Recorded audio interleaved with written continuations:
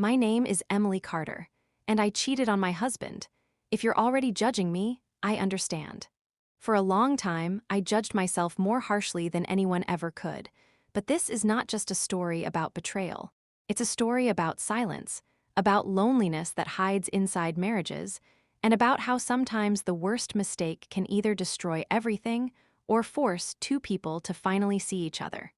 This is the story I never wanted to tell. I met Daniel Carter during my sophomore year at college in Seattle. He wasn't the type of guy that girls usually noticed first. He didn't walk into rooms demanding attention. He didn't flirt loudly or try to impress anyone. Daniel was steady. The first time we talked, he helped me pick up papers I dropped outside the library during a windy afternoon. He didn't just hand them back and leave. He actually sorted them by subject and stapled the ones that belonged together. I remember laughing. "Are you always this organized?" I asked. He shrugged. "Only when someone looks like they're about to have a mental breakdown." That was the first time I smiled at him. Daniel fell in love with me slowly, patiently, like he had all the time in the world. He learned my coffee order after hearing it once. He walked me home after late classes without making it awkward. He listened to my dreams like they were already real. And I loved him because he made me feel safe in a world that always felt unpredictable. 3 years later, he proposed. There was no fancy restaurant, no photographers, no big speech. Just a quiet park bench overlooking Puget Sound, where we used to sit between classes. He was shaking so much when he pulled out the ring that I thought he might drop it. "I don't promise to be perfect," he said. "I just promise that I will never stop choosing you." I said yes before he even finished. The first years of our marriage were simple and beautiful. We lived in a tiny apartment with peeling kitchen paint and neighbors that argued every night. We had mismatched furniture, second-hand plates, and a couch that squeaked every time we moved. But we laughed constantly. We stayed up late watching Netflix shows we never finished. We danced in the kitchen while cooking boxed pasta. We made lists of places we wanted to visit someday. Daniel worked as a junior financial analyst. The job was demanding, but he was determined to succeed. He wanted stability. He wanted to build something permanent for us. I worked part-time at a wellness center while finishing my certification in physical therapy. Life felt like it was just beginning, and if you asked me then, I would have sworn nothing could break us. But love doesn't usually disappear all at once. It fades quietly, in routines, in responsibilities, in conversations that slowly become shorter, until one day you realize you're sharing a house with someone you barely talk to anymore. Daniel started working longer hours after he got promoted. At first, I was proud of him. I bragged about him to my friends. I told everyone how hardworking and ambitious he was, but promotions came with expectations. Soon he stopped coming home for dinner. Then he stopped eating dinner at all. His laptop became a permanent guest at our kitchen table. Conversations turned into updates. "How was work?" "Busy." "How was your day?" "Fine." The intimacy between us didn't disappear overnight, it just thinned out. I told myself this was adulthood, that marriage naturally became less exciting. That stability was more important than passion. But loneliness is sneaky. It doesn't scream, it whispers. And I started feeling invisible in my own marriage. My 27th birthday. I spent the entire day preparing dinner. I cooked Daniel's favorite meal, baked lasagna with homemade sauce. I bought candles.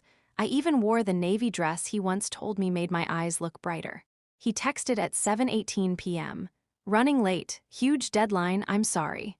I stared at the message for 5 minutes before replying, "It's okay." I sat at the table alone. The candles burned halfway down. The food went cold. I tried to stay positive. I told myself he would walk through the door any minute with flowers or cake or at least an apology. He came home at 12:43 a.m. He looked exhausted. His tie was loose. His eyes were red from staring at screens. He kissed my cheek and said, "I'm so tired, Em, I'm going to shower and sleep." He didn't notice the decorations. He didn't notice the dress. He didn't remember my birthday. I didn't say anything. But that night, something inside me cracked. 3 weeks later, I started working full-time at a high-end fitness and rehabilitation center. That's where I met Ryan Mitchell. Ryan was the opposite of Daniel in almost every way. He was loud, confident, charismatic. The kind of guy who joked with everyone and somehow remembered every employee's name within a week. He was one of the center's personal trainers and rehabilitation specialists. The first thing he ever said to me was, "You look like someone who thinks too much." I laughed because it was weirdly accurate. Ryan had this energy that made people feel comfortable instantly. He asked questions, real questions, and actually listened to the answers. At first, we were just coworkers, then friends, then something dangerous. It started harmlessly: coffee breaks, lunch conversations, shared jokes during long shifts. Ryan noticed things Daniel stopped noticing years ago. He noticed when I cut my hair. He noticed when I looked stressed. He noticed when I skipped lunch. One evening, the center lost power during a storm. Most employees left early, but Ryan and I stayed to lock everything up. We sat in the dark reception area, lit only by emergency lights and lightning flashes outside. That's when he said it. "Your husband must be very lucky." I smiled politely but didn't answer. "You don't look happy though," he added quietly, and something inside me broke open. I started talking about the distance, the silence, the loneliness. Ryan didn't interrupt. When I finished, he gently took my hand. I could have pulled away, I should have pulled away, but I didn't. Our relationship didn't become physical immediately. That's what made it more dangerous. It grew emotionally first. Long messages, late-night conversations, confessions about fears and dreams. He made me feel seen in ways I forgot I needed. I kept telling myself it was just friendship. People are incredibly good at lying to themselves when they're starving for affection. The first time he kissed me was outside the center during a heavy rainstorm. I remember laughing because my mascara was running and my clothes were soaked. Ryan looked at me like I was the only person in the world. And then he kissed me. Time froze. Inside my head, two voices screamed at each other. One said, "Stop, you're married."